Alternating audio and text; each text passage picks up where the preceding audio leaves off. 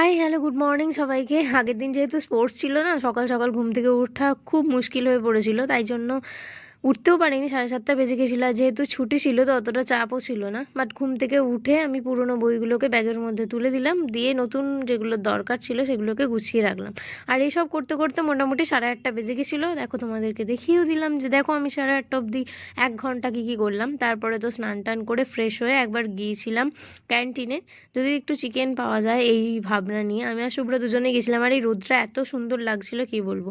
আর ওই যে রাস্তায় যাওয়ার পথে না ঘোড়ার গাড়ি দেখেছিলাম, তোমাদেরকে দেখানোর চেষ্টা করেছি, বাট ক্যামেরা বার করতে করতে টাইম চলে গেছিলো আর অনেক দূরেও চলে গেছিলো।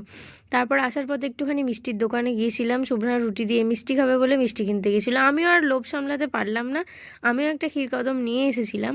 বাই দ্য ওয়ে, চিকেনটা কিন্তু আজকে খুব ভালো ছিল। আর বাকি দিন কি করলাম সেটা দেখার জন্য কিন্তু নেক্সট মিনি ব্লগে অবশ্যই চোখ রাখো আর সাবস্ক্রাইব